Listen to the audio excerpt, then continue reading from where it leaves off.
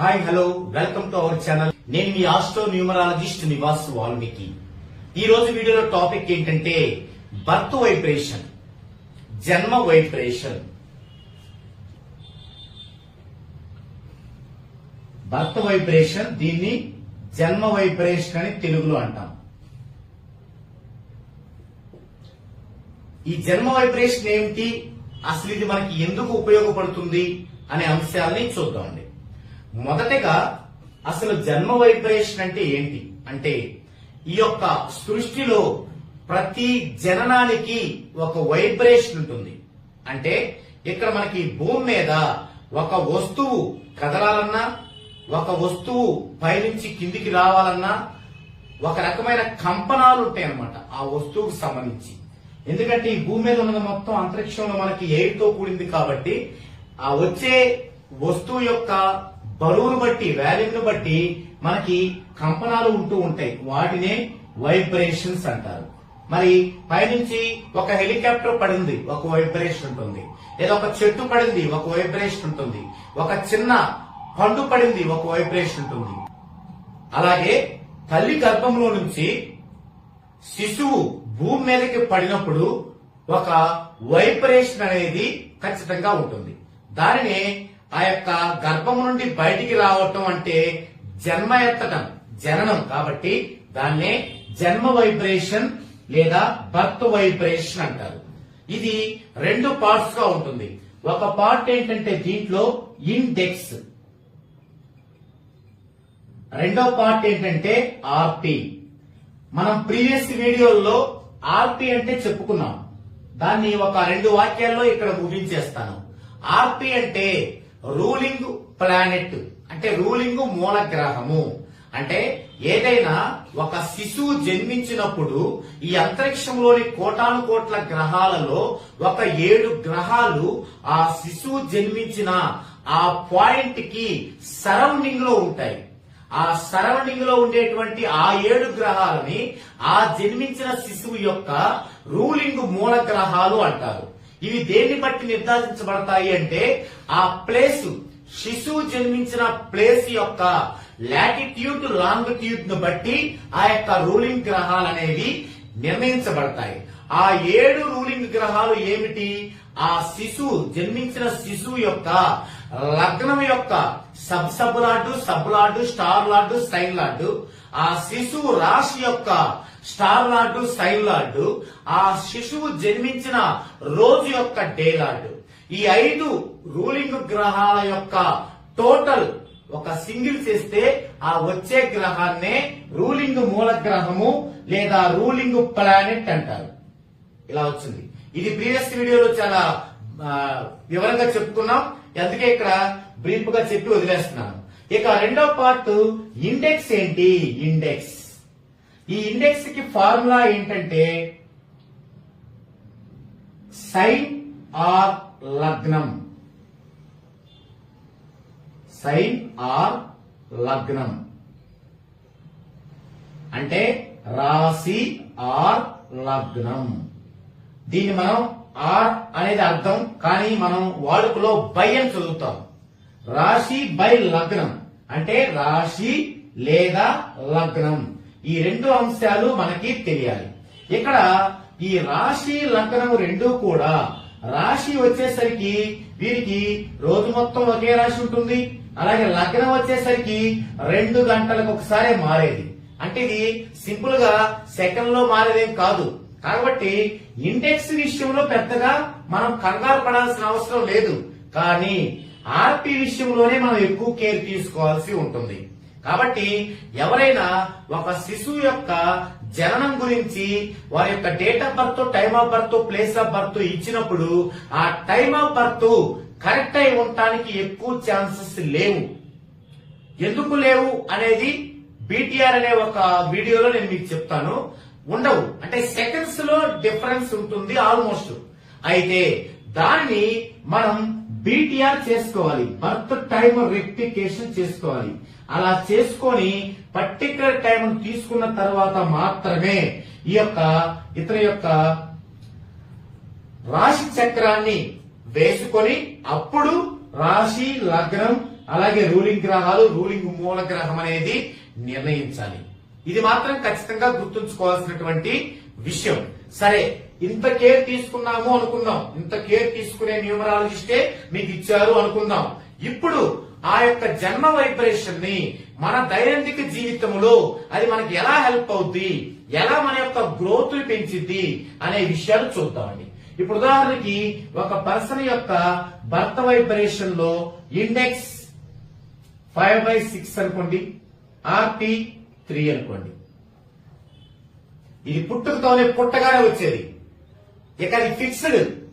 ఇప్పుడు ఈ పర్సన్ కి ఏది కావాలన్నా లైఫ్ లో దీనితో హార్మోనీలో ఉండాలి, దీనితో హార్మోనీలో ఉండాలి.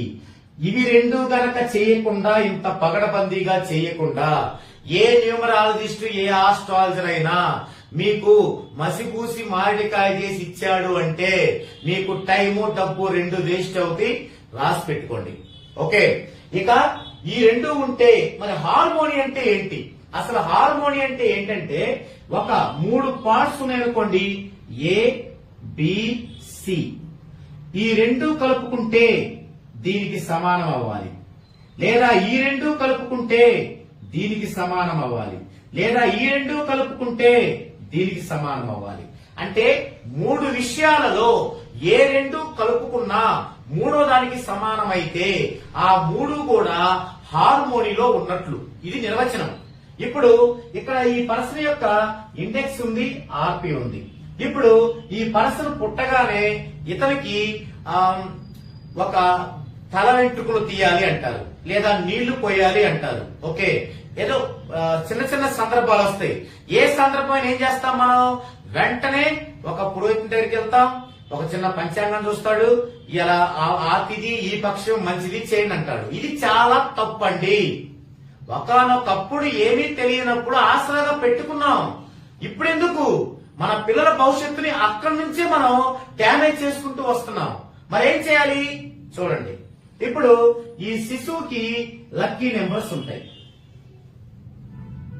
లక్కీ నంబర్స్, హార్మోనీస్ ఉంటాయి, ఆర్బిటాల్ థియరీ ఉంటది.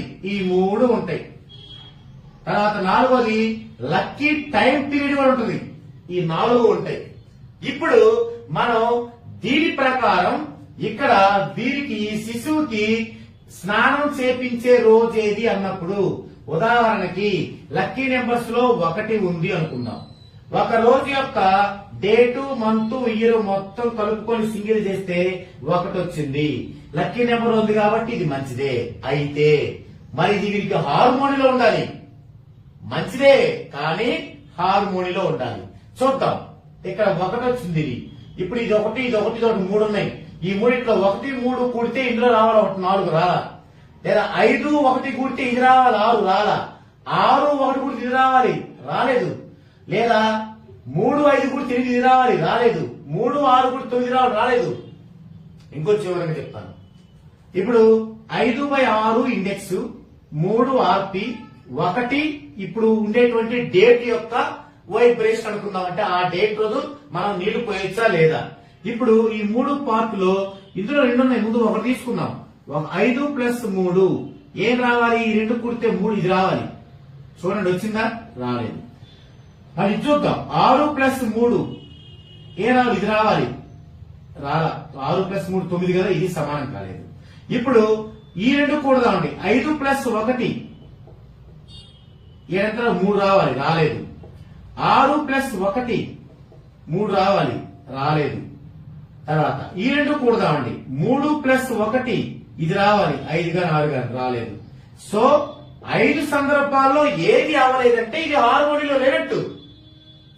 ఇప్పటిదాకా జరిగిన తప్పులు ఏంటంటే మనకి ప్రపంచం మొత్తానికి ఈ తిథి మంచిది అనగానే ఆ తిథిని, ఈ తిథి రోజు మీరు స్నానం చేయండి, మంచి చేపించండి, ఈ తిథి రోజు మీరు శిశువుకి స్నానం చేపించండి, మంచిదే అన్నారు. ఏది? ప్రపంచం మొత్తానికి. ఇక్కడేంటి? అసలు ఈ శిశువుకి లక్కీ నెంబర్ లో ఉన్నదే సూట్ అవ్వలేదు, ఇక ప్రపంచం మొత్తానికి కూడా ఏం సూట్ అవుద్ది? అలాగే ఇప్పుడు ఇంకొక డేట్ తీసుకుందామండి. ఆ డేట్ లో డేటు, మంత్, ఇయర్ మొత్తం కలిపితే 2 వచ్చింది అనుకుందామండి. ఇప్పుడు ఇక్కడ 2 తీసుకుందామండి. 5/6 3 2. ఇది మారదు, ఈ 2 మారవు జన్మ వైబ్రేషన్ కాబట్టి. ఇప్పుడు చూడండి 3 + 2 5 సరిపోయింది. అంటే ఈ డేటు ఓకే. అయితే ఈ డేటు మళ్ళీ ఎక్కడ ఉండాలి? ఈ శిశువు యొక్క ఆర్బిటాల్ థియరీలో గుడ్డుగా ఉండాలి. ఆర్బిటాల్ థియరీలో 3 ఉంటాయి: గుడ్, బ్యాడ్, యావరేజ్. గుడ్డుగా ఉండాలి అంటే ఫస్ట్ లక్కీ నెంబర్ లో ఉండాలి, తర్వాత ఇక్కడ హార్మోని అవ్వాలి, ఆ డేట్ హార్మోని అవ్వాలి, తర్వాత మనకి ఆర్బిటాల్ థియరీలో ఉండాలి. సరే, అన్ని ఉన్నాయి. 2 మార్చి 2027 ఓకే అయింది. ఇప్పుడేం చేయాలి? ఈ రోజు ఆస్ట్రాలజీ బేస్ గా ఉన్నటువంటి దుర్ముహూర్తాన్ని తీసేయాలి. వర్జం, దుర్ముహూర్తం, అశుభ గడియలు ఇవన్నీ తీసేయాలి. ఇవన్నీ తీసేసి మిగిలిన కాలం అనేది ఎంత ఉందో చూసుకొని ఇక్కడ లక్కీ టైం పీరియడ్ ఉంది. ఈ శిశువుకి లక్కీ టైం పీరియడ్ ఏంటి? ఆ లక్కీ టైం పీరియడ్ లో ఇవన్నీ మినహాయించుకొని దుర్ముహూర్తము, అశుభ గడియలు అవన్నీ తీసేసి అప్పుడు ఉన్న టైంలో అతని యొక్క లక్కీ టైం పీరియడ్ ఏంటి, ఇది ఈ విధంగా క్యాలిక్యులేటెడ్ గా చేసుకోవాలి. ఇప్పుడు నేను చెప్పినంత పెద్ద కష్టం కాదండి. మీ శిశువుకి జన్మించగానే 14 డైమెన్షన్స్ తో పర్ఫెక్ట్ గా గనక చార్ట్ వేసి ఆ చార్ట్ లో ఎన్ని వస్తాయి మీకు, లక్కీ నెంబర్స్, హార్మోనిస్ అన్ని వస్తాయి. ఆ చార్ట్ వేయించుకుంటే మేము మీకు ఎప్పటికెప్పుడు సలహా అందిస్తుంటాం. ఎందుకు? ఆ చార్ట్ లో అన్ని విషయాలు ఉంటాయి కాబట్టి మీరు ఏమంటే బాబుకి ఎప్పుడు స్నానం చేసి అడిగారు అనుకోండి, మిమ్మల్ని మేము అడుగుతాం, మీరే చెప్తారు. 2 నిమిషాల్లో మీకు అప్డేట్ ఇస్తాం. మీరు ఆ డేట్ టైం ఎక్కడ తీసుకెళ్ళినా అది అశుభకారిగా ఉండేదానికి వీలలేదు. ఎందుకు? ఇప్పుడు అప్డేట్ వెర్షన్ లో వారి యొక్క లక్కీ నెంబర్స్, లక్కీ టైము, తర్వాత వారి ఆర్బిటాల్ థియరీ, మరి 80 సంవత్సరాల క్రితం ఉన్నటువంటి దోషాలు, దుర్ముహూర్తాలు అవి అవాయిడ్ చేసి అంత పర్ఫెక్ట్ గా ఉంది. అదే మరి ఇప్పుడు అప్డేటెడ్ లో ఉన్నటువంటి న్యూమరాలజీ ప్రకారం ఈ విధంగా బాల్యంలో నీళ్ళ దగ్గర నుంచి, తల వెంట్రుకలు తీయడం దగ్గర నుంచి, తర్వాత స్కూల్ కి పంపించడం దగ్గర నుంచి, ఏ గ్రూప్ తీసుకోవాలో డిసైడ్ చేయడం దగ్గర నుంచి, గ్రూప్ అయిపోయిన తర్వాత జాబ్ లో ఎక్కడ సెటిల్ అవ్వాలి, ఏ ఊర్లో సెటిల్ అవ్వాలి. ఇప్పుడు బీటెక్ చేశారు, ముంబైలో సెటిల్ అవ్వాలా, హైదరాబాద్ లో సెటిల్ అవ్వాలా? ఒక్కొక్కరికి హైదరాబాద్ రాంగ్ ఉంటుంది, కంపాటబిలిటీ ఉండదు. అప్పుడు ఖచ్చితంగా ముంబై వెళ్తేనే మంచి లైఫ్ ఉంటుంది. ఇది చెప్పేది కూడా మీకున్న చార్టే.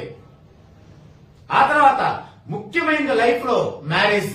మ్యారేజ్ ఎలా చేసుకోవాలి, లైఫ్ పార్ట్నర్ ఏ సైడ్ నుంచి రావాలి, అసలు మ్యారేజ్ పెళ్లి చేసుకోవచ్చా, లేదా లవ్ మ్యారేజ్ చేసుకోవచ్చా, లేదా పెద్దల కుదిరించిందే చేసుకోవాలా, ఇలా ప్రతి ఒక్కటి తెలియాలంటే మీకు ఆ బేస్ గా ఉన్నటువంటి ఈ యొక్క మినిమం వారి యొక్క ఆ బేసిక్ వాల్యూస్ అనేది ఉన్నటువంటి ఆ చార్ట్ మీ దగ్గర ఉండాలి. మీరు అది వదిలేసి మన 80-90 సంవత్సరాల క్రితం ఉన్న విషయంలోకి వెళ్ళామనుకోండి, అక్కడ నష్టపోయేది ఎవరు? మొదట మీ సంతానం, తర్వాత మీరు. ఎందుకంటే వారు నష్టపోతే ఆ పెయిన్ మీకే కదా అనుభవించాల్సింది. సో జన్మ వైబ్రేషన్ అనేది ఎంత వాల్యూ కలిగింది. అలాగే ఆ జన్మ వైబ్రేషన్ ప్రకారం లైఫ్ పార్ట్నర్ ని డిసైడ్ చేసుకుంటాం. ఆ జన్మ వైబ్రేషన్ ప్రకారం మీరు మ్యారేజ్ డేట్ ని ఫిక్స్ చేసుకుంటాం. ఇప్పుడు ఎందుకండి చాలా మంది మీరు తిరుపతి కానీ శ్రీకాళహస్తి చూడండి, అసలు గుంపులు గుంపులుగా వెళ్లి దేవుడి పెళ్లి జరిపిస్తా ఉంటారు. దేవుడి పెళ్లి అంటే ఏంటి? పునర్వివాహం, రీమ్యారేజ్ ఎందుకు జరుగుతున్నాయి? ఈ ఆస్ట్రాలజీ బేసిస్ లో తలా తోక లేకుండా పెట్టుకున్న మ్యారేజ్ డేట్ల వల్లే కదా మనం ఇంత ఇబ్బంది పడుతుంది. ఎంత అప్డేటెడ్ వెర్షన్ మన దగ్గర ఉన్నప్పుడు కూడా, ఇంత సైంటిఫిక్ గా మనం జర్నీ చేస్తున్నప్పుడు కూడా ఎందుకు మనం అలా ఉండాలి? కాబట్టి మనం ఇప్పటికైనా సరే ఒక స్పృహలో మేల్కొని మన లైఫ్ అంటే ఓకే, ఇక మన పిల్లల లైఫ్ ఏంటి, మన పిల్లల యొక్క రేపటి భవిష్యత్తు ఏంటి? మీరు ఒక 50 కోట్లు సంపాదించారండి, మీ పిల్లాడి యొక్క జాతకం పర్ఫెక్ట్ గా రావట్లేదు, మంచి పాజిటివ్ లో లేడు, ఆ 50 కోట్లు ఎంతకాలం ఉంటాయి? వారికి మాయలో సంవత్సరం ఉంటాయి. తర్వాత పరిస్థితి ఏంటి? డబ్బు కాదండి, డబ్బు కంటే విలువైంది వారి యొక్క టైము. ఆ టైం మేనేజ్మెంట్ లో వాటిని మనం ఎలా తీసుకెళ్తున్నాము, వాటికి సరైన సమాధానమే ఇప్పుడు ఉన్నటువంటి అన్ని విషయాల కల్లా ఒక న్యూమరాలజీ అనేది సైంటిఫిక్ వెర్షన్ లో ఎలాంటి ఇబ్బంది లేకుండా ఒక సైంటిఫిక్ వెర్షన్ లో మీ పిల్లల భవిష్యత్తుని ప్రణాళికబద్ధంగా తీసుకెళ్లడానికి సరిగ్గా దోహదపడుతుంది. అందులో చాలా ముఖ్యమైనది జన్మ వైబ్రేషన్. మరి ఈ జన్మ వైబ్రేషన్ కనుక్కోకుండా మీరు వెళ్ళగానే టకటక మీ యొక్క నేమ్ కరెక్షన్ చేస్తున్నారా? మీరు ఓకే నేమ్ కరెక్షన్ చేశారు కదా అని చెప్పేసి వారి మాయలో పడి కొంతకాలం టైం వేస్ట్ చేసుకుంటున్నారా? మళ్ళీ నేమ్ కరెక్షన్ కోసం వస్తున్నారా? మరి ఈ మధ్యలో టైం ఎవరు ఇస్తారండి? నష్టమైన టైం ఎక్కడి నుంచి వస్తుంది? అందుకే ఒక పర్ఫెక్ట్ గా ఉండటం కోసం ఎంతో మంది మన కస్టమర్స్ అడిగిన పిమ్మటనే ఈ యొక్క 14 డైమెన్షన్స్ న్యూమరాలజీ ఛానల్ పెట్టింది. ఎందుకంటే ప్రతి ఒక్కరికి బిజినెస్ అవసరమే, మాకు అవసరమే, కానీ ఒక సెల్ఫ్ సాటిస్ఫాక్షన్ ఉండాలి కదా. అది బిజినెస్ అయినప్పటికీ కూడా అది ఎక్కువ మందికి ఉపయోగపడాలి, ఎక్కువ మంది ఫ్యూచర్ కి అది ఒక ఆశయ దీపం కావాలి. మనకున్న విద్యని వారికి ఇచ్చి వారి యొక్క అభివృద్ధికి అది తోడ్పడేలాగా ఎలా చేయాలి అన్న ఆలోచనకి ప్రతిరూపమే ఈ 14 డైమెన్షన్స్ న్యూమరాలజీ ఛానల్. ఇది మన ఛానల్, మీ ఛానల్. గుర్తుపెట్టుకోండి, సబ్స్క్రైబ్ చేయండి. మీ యొక్క స్నేహితులతో బంధువులతో సబ్స్క్రైబ్ చేయించండి. ప్రతి ఒక్కరితో కూడా సబ్స్క్రైబ్ తో పాటుగా లైక్ చేయించడం కానీ షేర్ చేయించడం కానీ మర్చిపోవద్దు. ఎందుకంటే ఇది మీ ఛానల్. రేపు మీకు ఏదైనా ఒక టాపిక్ కావాలి, నేను దీనిలో మీకు వివరించగలుగుతాను సైంటిఫిక్ గా. మీకు అది ఎడ్యుకేట్ అవడం వల్ల మీ టైం వృధా అవ్వదు. ఇప్పుడలా చూడండి, మీకు ఈ యొక్క టాపిక్స్ మీకు తెలియడం వల్ల మీరు ఇంతకు ముందు చేసిన తప్పు చేయలేదు. ఎవరి దగ్గరికి వెళ్తే వాళ్ళ దగ్గరికి వెళ్ళి నేమ్ కరెక్షన్ చేయించుకొని బాగుందని రిలాక్స్ అవ్వలేదు. అది ఎలాంటిది? ఇంతకు ముందు కనుక మనం టెంపుల్కి వెళ్లి దండం పెట్టుకొని కొబ్బరికాయ కొట్టి నేను బాగున్నానని చెప్పి కూర్చుంటే ఎలా ఉంటుంది? ఒక షుగర్ వచ్చిన పేషెంట్ నాకేం లేదు అని చెప్పేసి తీపి తింటూ బాగా కార్బోహైడ్రేట్స్ తింటూ కూర్చుంటే ఎలా ఉంటుంది? షుగర్ పెరిగి HbA1c బాగా పెరిగిపోయి చచ్చిపోతాడు. అలాగే టెంపుల్కి వెళ్ళిన ఒక వ్యక్తి నాకు బాగుందని చెప్పేసి కూర్చుంటే చాలా కాలానికి అతనికి భరింపలేనంత ఆపదలు వచ్చేసి తలమునకలు అయిపోయేలాగా చచ్చిపోయే పరిస్థితికి వస్తాడు. అదే తప్పు మనము చేద్దామా? అవసరం లేదు. అందుకే మీ అందరూ ఎడ్యుకేట్ అవ్వడానికి ఈ యొక్క సబ్జెక్ట్ ని మీ ఇంట్లో ప్రతి ఒక్కరికి చేరడమే నా ఉద్దేశం. కాబట్టి ఈ ఛానల్ యొక్క ఉద్దేశం కూడా అదే. కాబట్టి దయచేసి మీరు సబ్స్క్రైబ్ చేసుకోవటమే కాకుండా ప్రతి వీడియోని మీరు లైక్ చేస్తేనే ఎక్కువ మందికి వెళ్ళేది. ఈ సమాచారం మనం ఎక్కువ మందికి ఇవ్వాలి. ఎక్కువ మంది యొక్క వాళ్ళ కళ్ళల్లో ఆ యొక్క సంతోషాన్ని మనం చూసినప్పుడే నేను ఇంతగా శ్రమ పడుతున్నటువంటి ఈ యొక్క శ్రమకి ఒక అర్థం ఉంటుంది. మీరు అలా చేస్తారని ఆశిస్తున్నాను. ఇది ఈ వీడియోలో జన్మ వైబ్రేషన్ గురించి వివరణ. మరో వీడియోలో మరో టాపిక్ తో మరలా కలుద్దామండి.